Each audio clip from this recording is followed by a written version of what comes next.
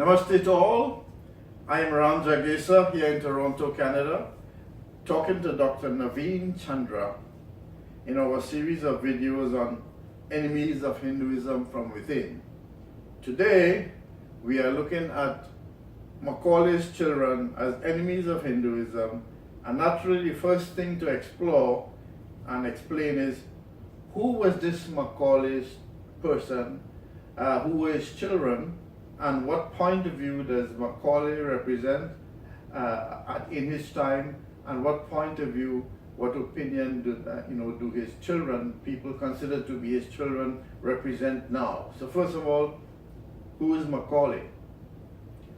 Macaulay was a British administrator who was given the task of governing or finding ways to govern a large population such as that of India with so many diversities. He studied the educational system of India, and he came to the conclusion that to rule India you have to create a new class of educated people in English, and they will serve the Raj, British Raj, with utmost loyalty, only loyalty to them and to nobody else. So they were really preparing people to work for the government. And the Hindus at this time were culturally very introverted, in the sense that their culture was very important to them. Well, let me stop you there. Nothing is wrong. All invaders have done that. The Mughals did that. They created a class of people to rule for them, right? So Macaulay was doing, he was looking to do something which all people who go invade other countries would do. But the other part of it, that is putting down the Indian culture and Indian religion and so on. I mean, why did that come about? Why was that necessary for Macaulay? It was necessary because, as I was saying, Hindus were very devoted to their culture, their heritage, their literature, and their way of doing things. So some of these ideas will not serve the British Empire, and therefore Macaulay said, we have to forget about their school system. See, in the report he gave to the Parliament, he said there were more than 210,000 schools in India, and there were only 15,000 schools in Britain at the time. And in the schools, people from all walks of life were both teachers and students. There were Shudras, more Shudras than Brahmins in most of these classes. And the subjects were varied. There was technology related to textiles, metallurgy, shipbuilding, architecture, and there were philosophy courses, and there were linguistic courses. In most of the linguistic and philosophy courses, the enrollment was mostly Brahmin kids and some non-Brahmin kids. But in all technology courses, it was all everybody's. But let me interject here again. So if you put it in a nutshell, he thought that to establish the British, peacefully and comfortably, he would have to destroy whatever the Indians have, their pride in their literature, their pride in their culture and so on. That the only way that the East India Company and the British could rise was to smash all that the Indians, kept the Indians together. Exactly. So the industries, the commercial things, they had to destroy.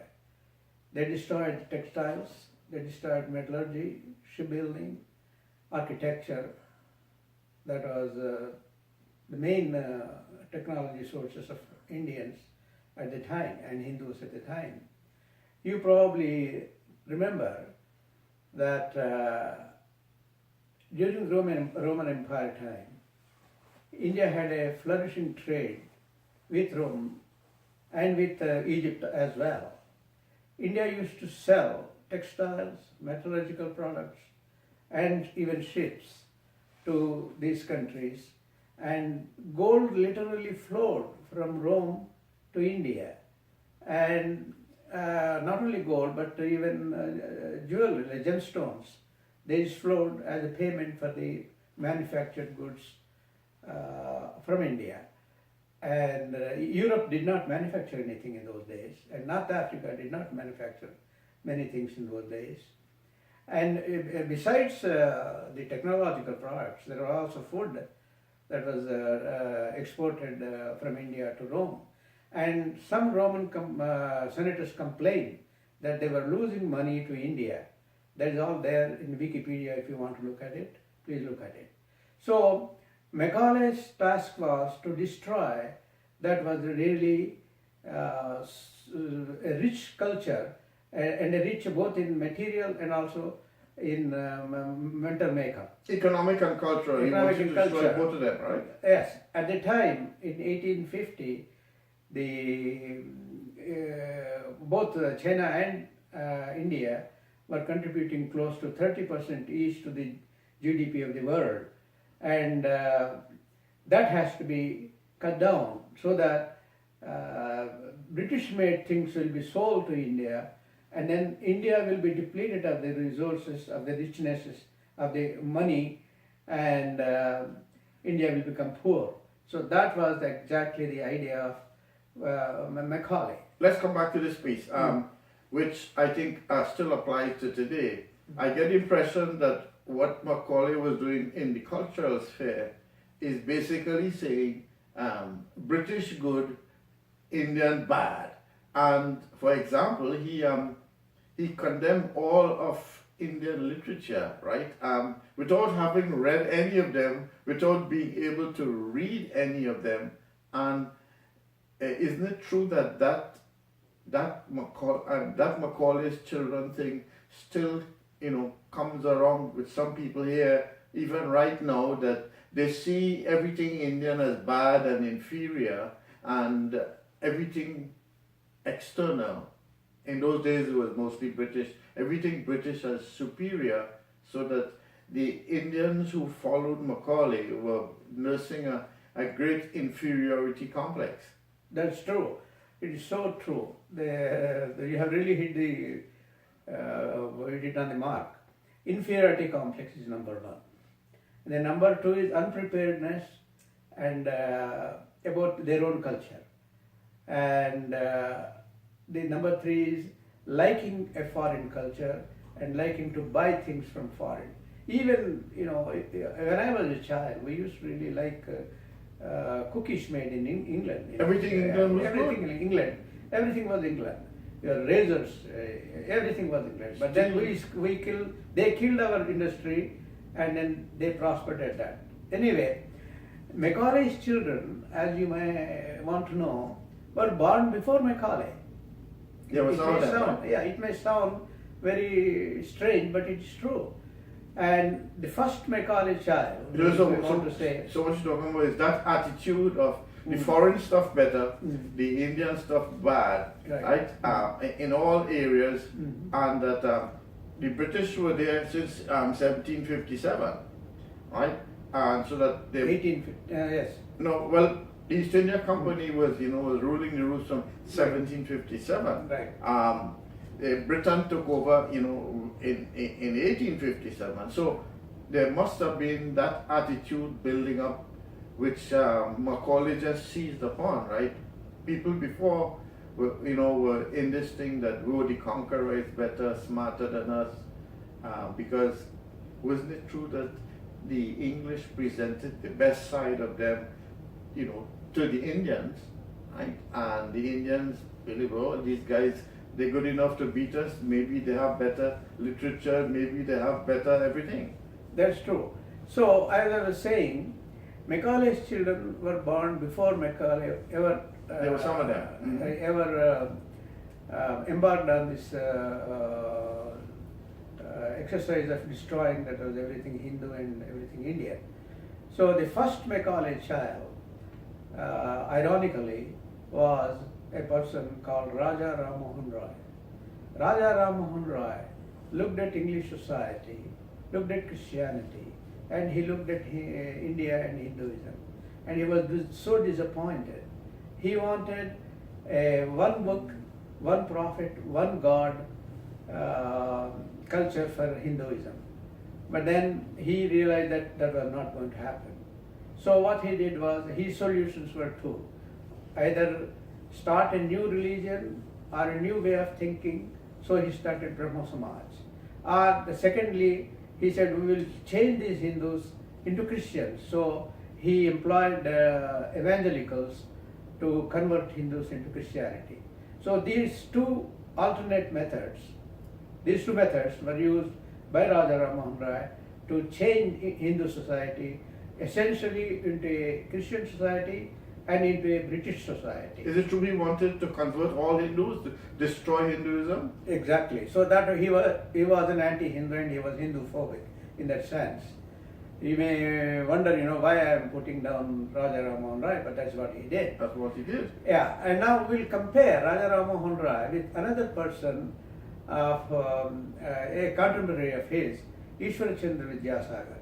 Ishwar Chandra Vidyasagar thought that we should really work within the framework of Hindu society. Hold a second there, Naveen ji.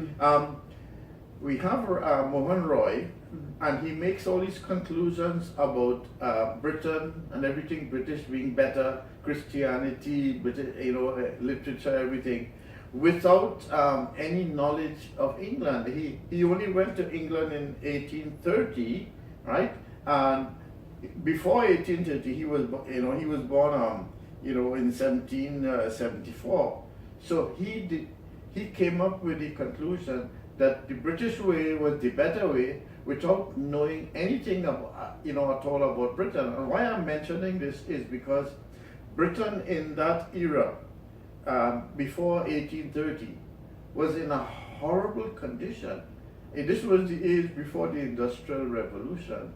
And Dickens was writing about Great Expectations and the dreadful, really dreadful condition of Britain.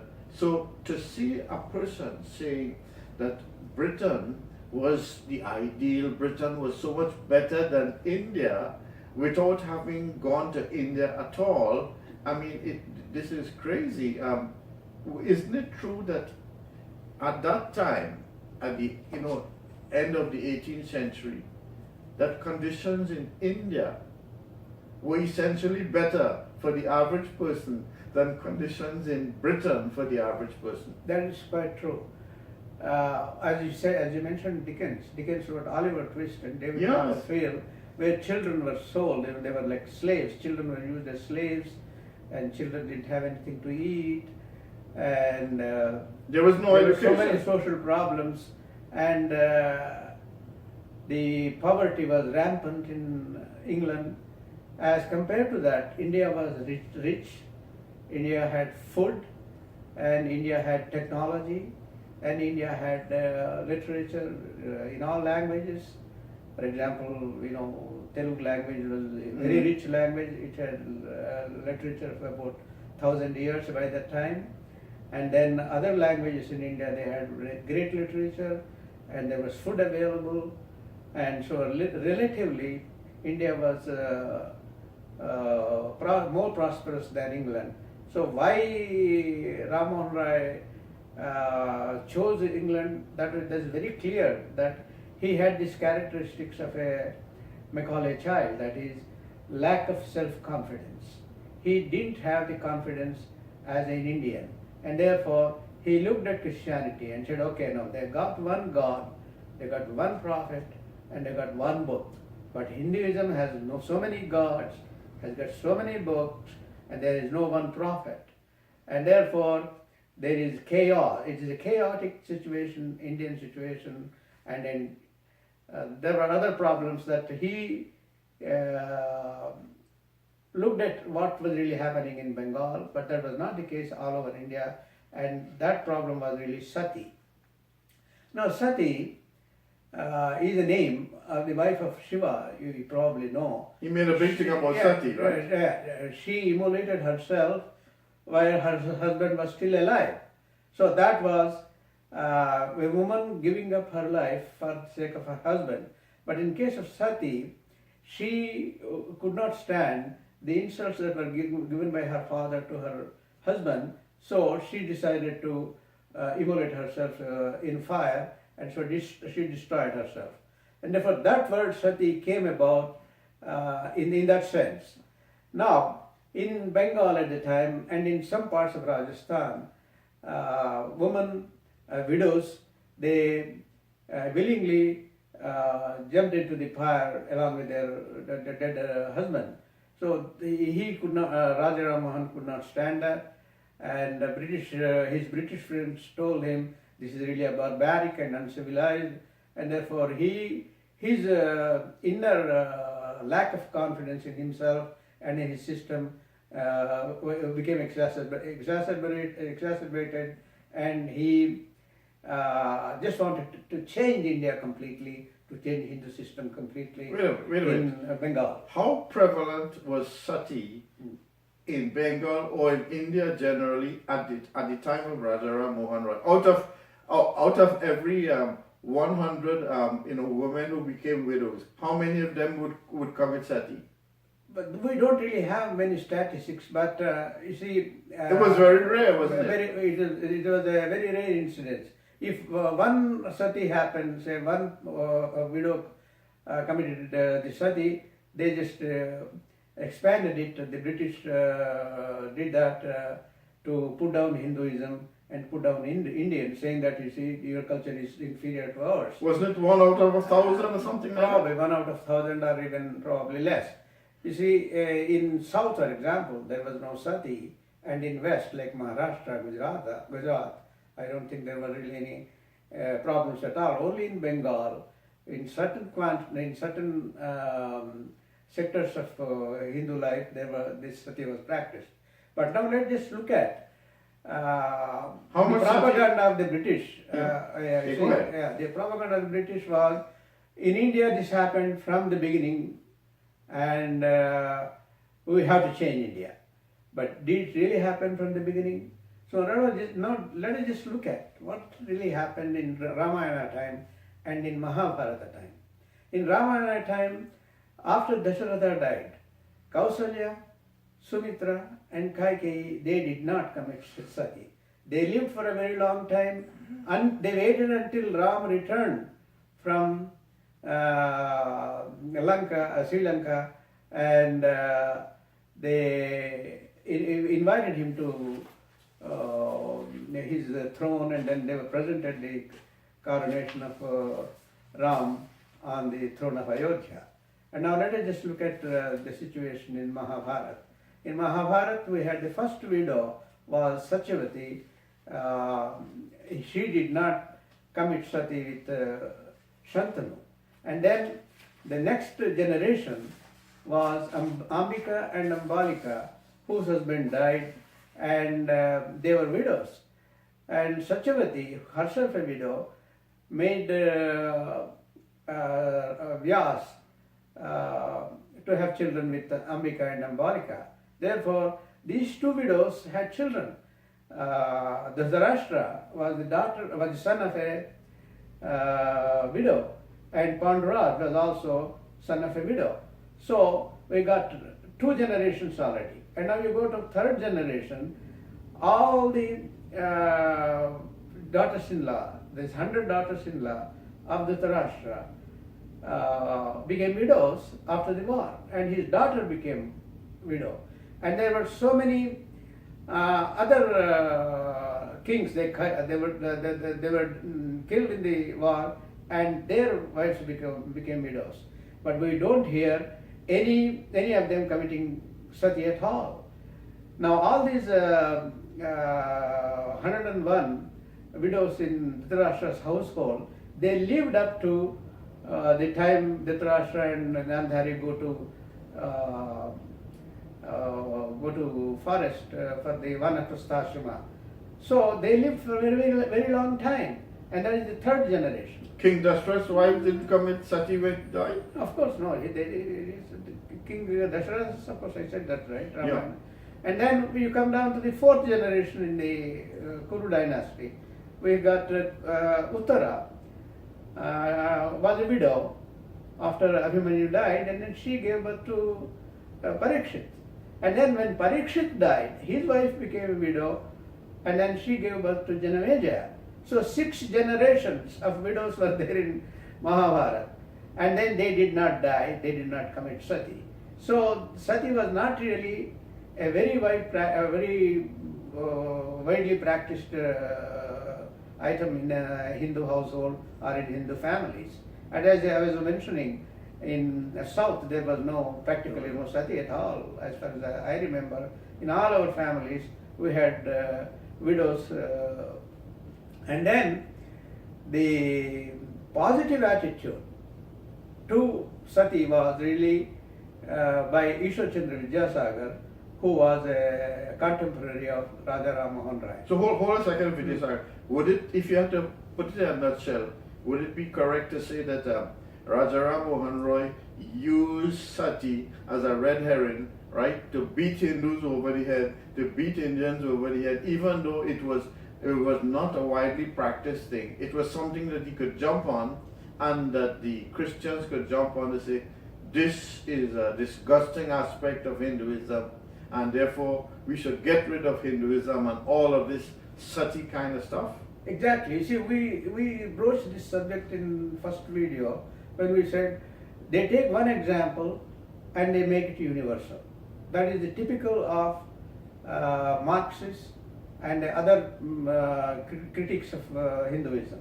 So when you take one instance and they say, oh, this is happening everywhere.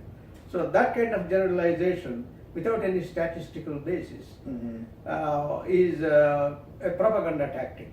So what Raja Ram Mohan Rai did exactly was to ingratiate himself with the British Viceroy at the time, William Bentinck, was, I am one of you, I am not really one of these Hindus. And that is, he has to show that, because he expected something from the British government. Wasn't he an employee of the East India Company? He was probably. Yeah, he was. Yes. And then he wanted to be buried in England, and he got his wish. He didn't want to be buried in India. He died in England. So he was really anti-Indian and anti-Hindu, and today he is the darling of some people, and especially of when Jawaharlal Nehru was the Prime Minister, Raja Ram Mohan Rai was his idol. So now, well, let's come back to Vidyasagar. So Vidyasagar. Now, what Vidyasagar did was exactly opposite of Raja Ram Mohan Rai. He looked at Hindu society and he said, we have to work with Hindu society. We have to change it from within instead of changing them to something else, like Raja Ram Mohan Rai wanted to do. So Vidyasagar tried to get the government enact a law for remarriage of the widows, and he worked very hard on that. He spent his money, his time, his energy, and he was a writer, so he used his writing to bring about the change in Hindu society. Whereas the attitude, the methods of Vidyasagar, Ishwar Chandra Vidyasagar, were very positive and very constructive and very not painful at all, as compared to Raja Ram Mohan Rai, whose methods were very abrupt, very insulting to Hinduism, and not at all constructive. They were destructive methods. But Vidyasagar wasn't that effective across India. Wouldn't it be fair to say that he tried hard, and there were others like him too, but the tide there was going against them, and the tide was more towards Macaulayism and East India Company and British and so on. At that time, yes. At the time, most of the 19th century. Yeah. At the time, Ishwar Chandra Vidyasagar, though he did convince the government to enact a law to legalize the widow marriages in Bengal, and also that happened in other places in India too. See, the effect of Ishwar Chandra Vidyasagar was, following his example, many reformers all over India, they tried to do the same change. They tried to bring the same change into Hindu society by encouraging widow marriages and using their own money, their own efforts, and their own energy. They try to achieve this. One example is in the Telugu-speaking area of Andhra, we had Kandupuri Vireshlingam, a great reformer, who was a great writer too. So he followed the example of Ishwar Chandra Vidyasagar, but he did not follow the example of Raja Ram Mohan Rai. But you see, in the government circles, and where it really counted, Macaulay rule. Macaulay, Raja Ram Mohan Rai had the voice, whereas Ishwar Chandra Vidyasagar did not. But ironically, recently a BBC conducted a survey to find out who are the 20 greatest Bengalis. In that list, Ishwar Chandra Vidyasagar came 9 and Raja Ram Mohan Rai came 10. So at least finally he was vindicated. So now we come to these Macaulay's children proper. After Macaulay made this Well, let's back up a little bit. Macaulay came up, he was there in the 1830s, right, 1833 I think, and his stream came about, the British good, India bad, and so on came out, right, until really dominant until 1947 when India got independence, and then we would have expected something different. But did something different come up after independence in India? Nothing different really came. Things really got worse because, as we were discussing, Mr. Jawaharlal Nehru was a Fabian socialist, and he didn't really like Hinduism. And he said he was an Englishman. He said that he was an Englishman. That is true. And therefore, in our schools, we never learned. Not we, but the children later on, they never learnt about Kalidasa, for example. So he was a Macaulay's child. He was a Macaulay's child, Mr. Jawaharlal Nehru. The Prime Minister of the India. Prime Minister of India. And absolutely no doubt in my mind that to call him Macaulay's child. So the kids did not learn about Kalidasa. They learned about Shakespeare. They did not learn about Chanakya. They learned about Machiavelli. They did not learn about Bana, who wrote the first novel in the world, that is Kadambari, was the first novel that was written in anywhere in the world. And then they studied Dickens and other British writers and European writers. So the school education system was really geared to teach about Europe, about England, and nothing about India. In Sanskrit literature has great writers, Vyasa, yes, Valmiki, Kalidas, and then Bhartruhari, Bhasa, Bharavi, Harsha, and Bana. All these great writers and philosophers, they were completely forgotten in Nehru's India. So not only that, we had the great persons like Panini and Patanjali were completely forgotten in Nehru's India, and that continued. This is Macaulayism continued from 1947 when India got independence, and it lasted. It still is lasting. The children today, they have not heard of anything that is really Indian or Hindu, the great culture of Hinduism. For example, today many Europeans consider that the Pythagoras theorem originated in India, and it was formulated by Bodhayana, who wrote Apastama Sudras, and in order to solve the problems of a Yajnavalkya, he needed calculations based on this relationship between the hypotenuse of a right angle triangle and the base and the perpendicular and the height of the triangle. Now this relationship, they took it to Europe and they called it Pythagoras theorem. But now even some Europeans are saying that we should change it back to and call it Bodhayana theorem. And especially a mathematician from United States, his name is David Mumford. He is a Fields Medal winner. You know what is a Fields Medal? Fields Medal in mathematics is equivalent to Nobel Prize in physics. And he wrote an article saying that we should really change the theorem, the name of Pythagoras theorem to Bodhayana theorem. And then we had another grammarian called Pingala, who formulated the Pascal's triangle using a problem that he had in Sanskrit. That is, if you are given two letters, one Laghu and one Guru, that is one long letter and then one short letter, how many three-letter words can you make given two? So he proved it using using the so-called Pascal's triangle, that you can only have 8 combinations, and then each one of them was called a Gana.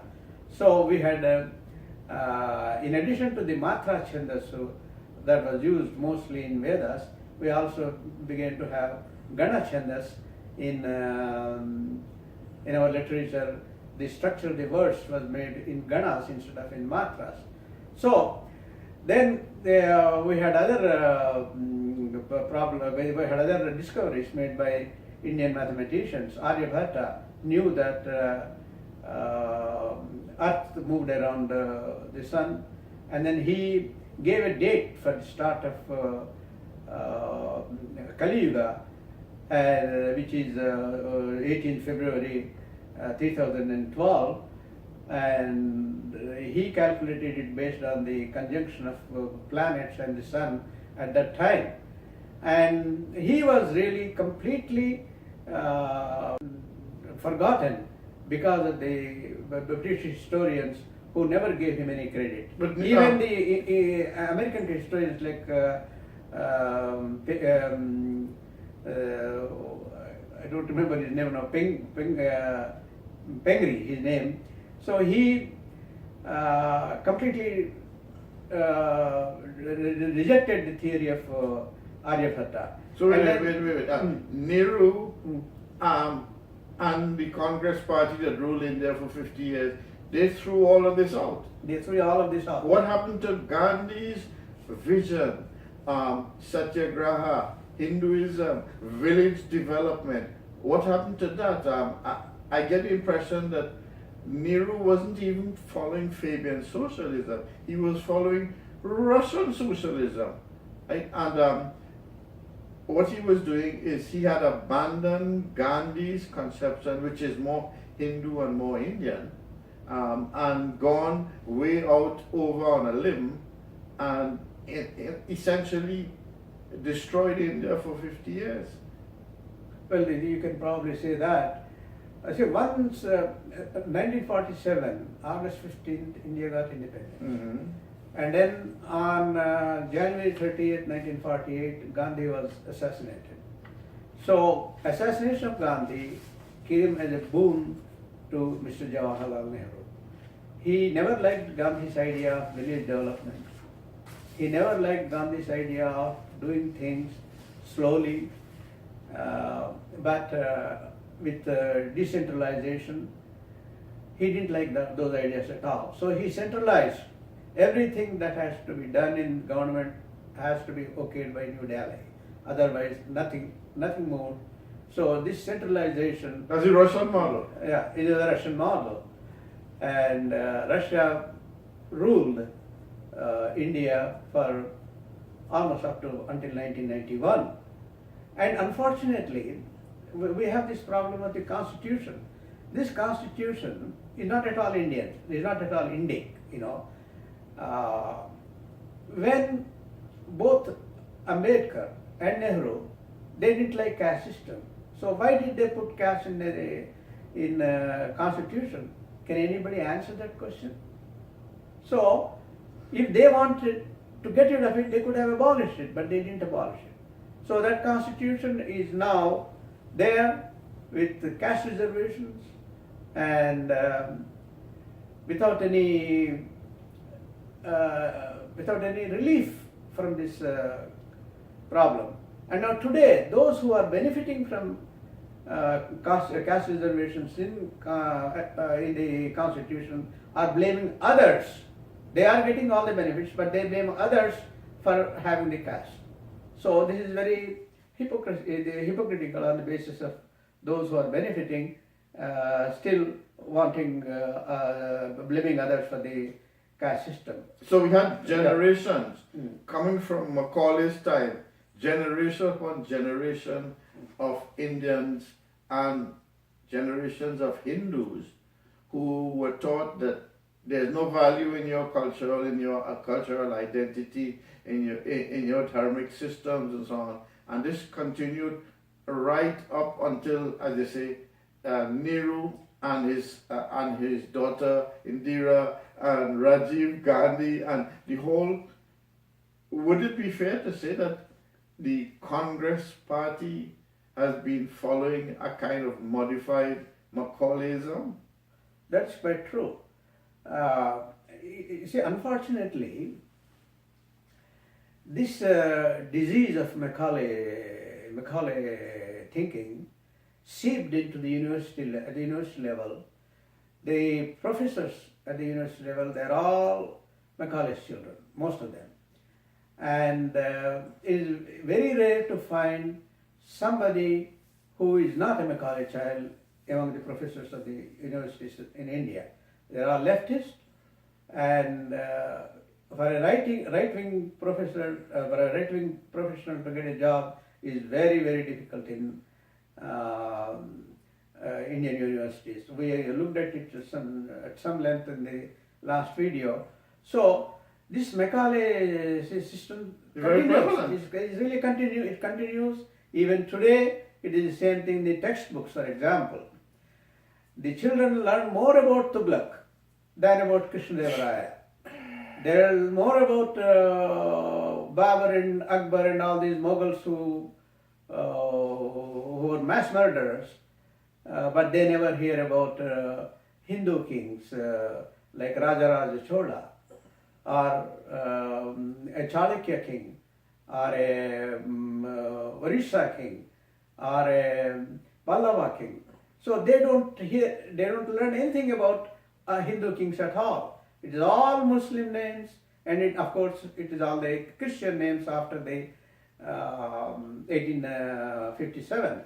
So Macaulayism is well and alive. Are we seeing any Macaulayism here, right in Canada where we live, and America? I ask this because I have encountered several Indians from India, and these are well qualified and capable people.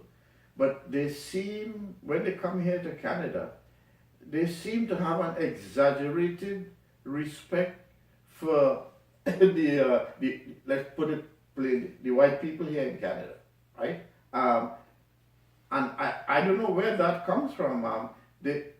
When they meet the white people, you can see they basically bowing, not physically, but they seem to think that all of the white people here, the Europeans, are of a superior class, and they are inferior class. They must genuflect and show respect to them, which we from the Caribbean, we don't have that. We have realized that well, there are some Europeans who are smart and some who are middle and some who are dumb. Like any other race, there is varieties of people. One example is that I have come across Indians here, when they come to Canada, they make a beeline for the Catholic school because they think the Catholic school is better. That's what they were taught in India. And some of them, actually Hindus, they are converting to Catholicism just to get their children into the school, which is a joke because the Catholic schools here in Toronto are inferior to the public schools. So that is true. it is not a McCarthyism going on now. McCarthyism or Macaulayism? Sorry, Macaulay. You're confusing both. Yes. Macaulayism has done a great amount of damage to at least 4-5 generations or even more of Indians. You see, in 1991, when India embarked on opening up the markets and then implementing the market economy, Mm-hmm. I think that is perhaps a watershed in the history of India, and that could have spelled death knell to Macaulayism, but it did not. Though it helped a lot of people to become prosperous and to acquire material things like houses, cars and televisions and other things, but their outlook did not really change. As we can see, even at the IAS level, the courses that are given to them are mostly Macaulay type of education. You see, that is putting down everything that is Hinduism, putting down everything that is India, by putting down everything like their history, their literature, and their culture, and the way they do things. These are all put down, and only that is English method or American method is really superior to anything else. We have come across. But today we know Mhm. that many Hindu thoughts, many Hindu philosophical ideas, they are more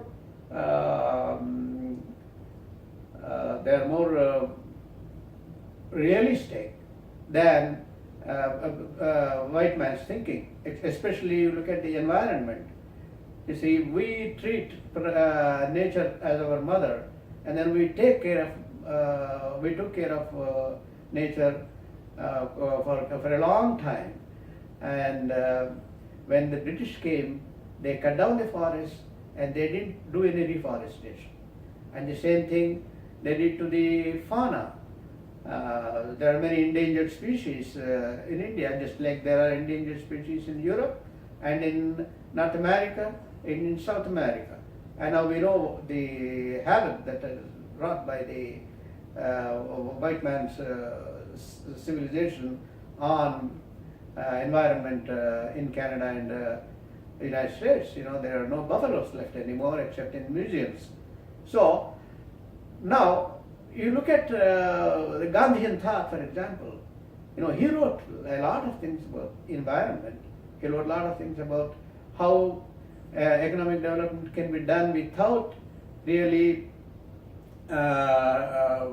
destroying the nature. But no, we have to follow either Russians or the Americans. First it was Russians under Nehru and Indira Gandhi, and now after 1991, it is all now American. Whatever Americans do, we just copy them without Wait a any minute. thinking. This is a variant of Macaulayism. Variant of Macaulayism. Previously, we were saying British good, Indian bad. Right. Christianity, British Christianity good, Indian Hinduism bad. But look at the condition of Britain, and don't talk about British Christianity now. They're in a horrible condition. India is in many ways better off, better growth rate and so on than Britain. So what you are saying is that Macaulayism has transferred its base to America now? Is now America good, India bad? Exactly. See, Oh, dear. we can probably say that John Kenneth Galbraith perhaps replaced Macaulay. Macaulay, oh dear. Yeah, and whatever Galbraith said in those days in 1970s or 60s, it was just the word of Veda, right? And now we are now realizing some kids, they are reading Vedas and they are reading great mathematicians like Aryabhatta, Brahmagupta, Internet is Bhaskaravan, facilitating. Bhaskaratu, Madhava, and then most of us, most of the intellectuals, most of the kids now, they know that we have invented calculus and not Newton or Leibniz. And to learn these things, they did not learn in their schools. What they did was these young Indians, whose videos I see more often on YouTube, they learned it by themselves. And now just look at the way things are turning around. People are reading Vedas, they are reading Upanishads, they are reading all these mathematical treatises, and then astronomy, and then architecture, and then metallurgy, and then textile. All these things that we have were so good at, they are making a comeback. And I can say now that Vedic thinking is more liberal than these people who are teaching history and social studies in the Indian universities. You can see, I mentioned it some time back, that humanism originated in Vedas. Mm-hmm. And the uncertainty of saying agnosticism, for example, that originated in Rig Veda itself.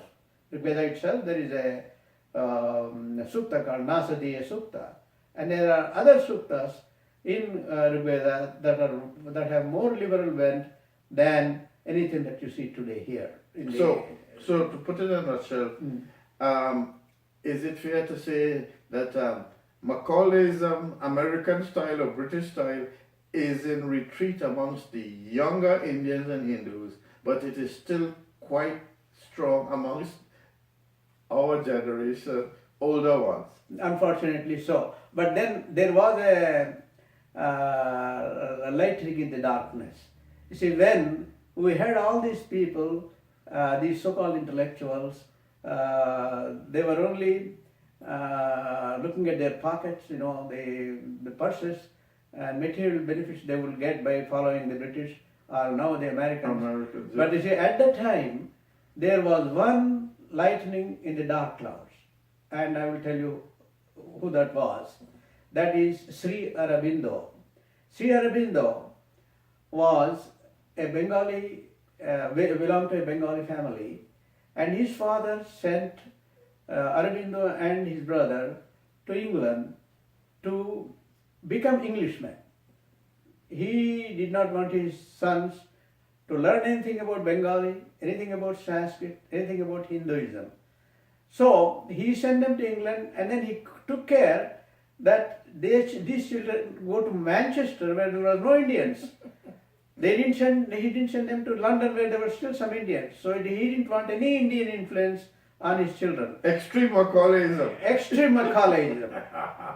So these two kids were in Manchester, and then he was studying for IAS. But then what happened was, there was one requirement to learn an Indian language in the IAS syllabus.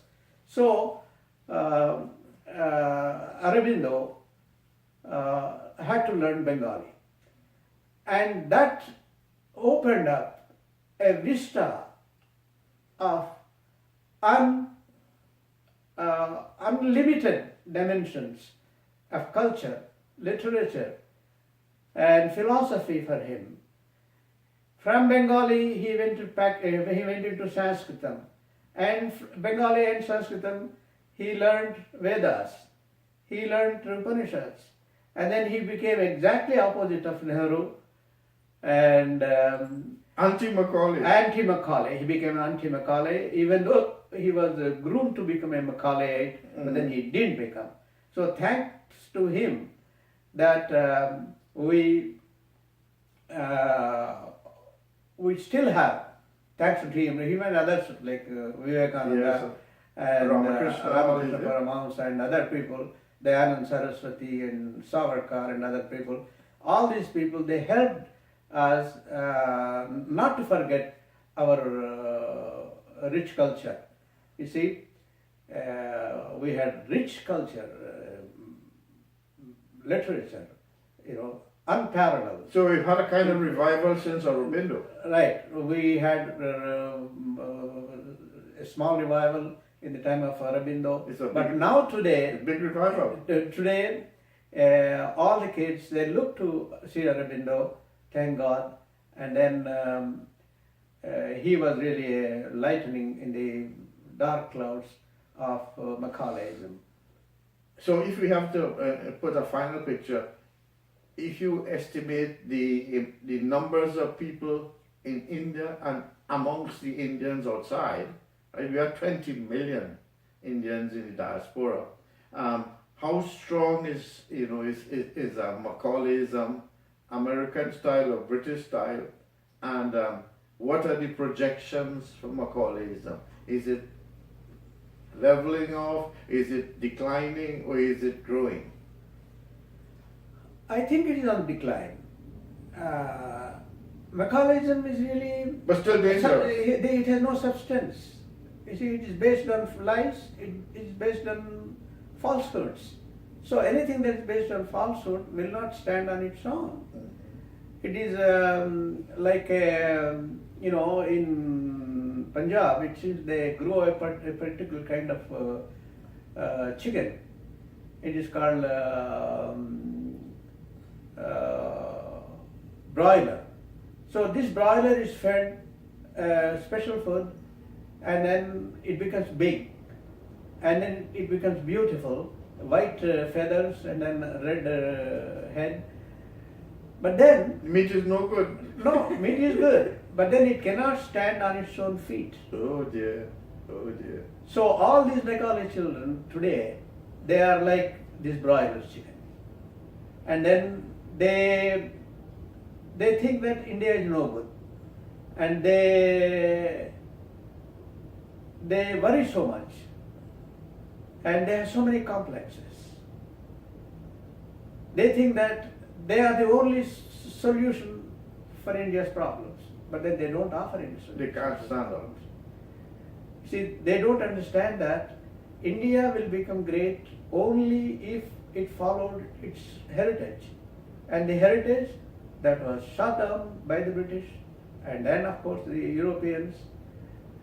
And now we are reviving it.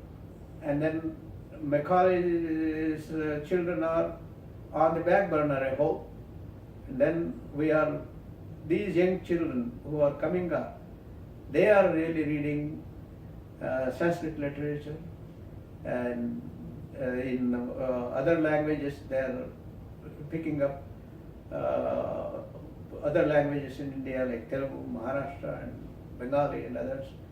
And we can hope that we are very close to Indian Renaissance, and this Indian Renaissance certainly had its source in Sri Aurobindo, Vivekananda, Savarkar, Dayanand Saraswati, Ramakrishna Paramahamsa, and there are few people in South like Kandukuri Vireshilingam and Gurujara Apparao in Telugu, who brought in spoken language to be written. When you write something, you write in spoken language instead of in a very complicated language. Well, we have some here in the West too, yes.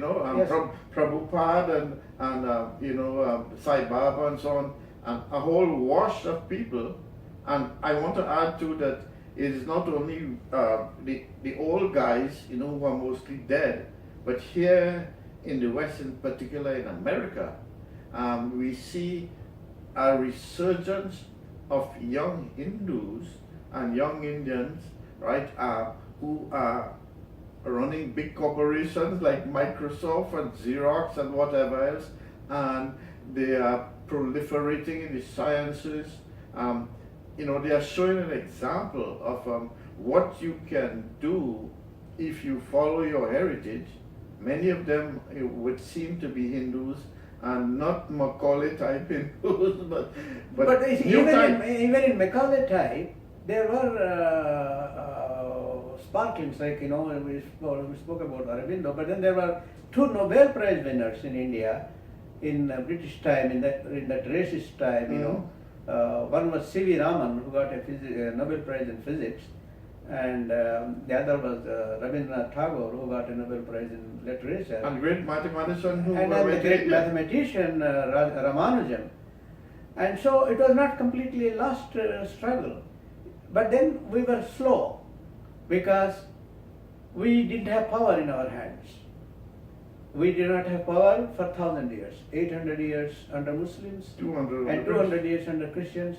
But now, finally, and then 70 years under Nehru family, but now finally we are getting to a position where we can rule ourselves. If that happens, and when that happens, things will be a lot different. So there is some hope that we can eventually banish Macaulayism, completely. Maybe in another generation or two. Of course, Macaulay will be long gone when our children and their children, they take up our heritage, they read our literature, and then they realize that India contributed quite a bit in mathematics, in astronomy, in literature, in architecture, in metallurgy, in textiles, and in shipbuilding, and in many other technological aspects, and also in scientific aspects, and of course in Sanskrit literature, which is the mainstay of our culture and heritage. Okay, Baba, I think we will have to stop there. We have covered the topics, and I think my conclusion is that Macaulayism has essentially failed in converting all the Hindus. It has failed in its long-term aim of inflicting a permanent inferiority complex on the Indians and the Hindus, and that there is some hope that things are getting better, and we'll be able to finally get rid of good old Mr. Macaulay and all of his children. Thank you very much. And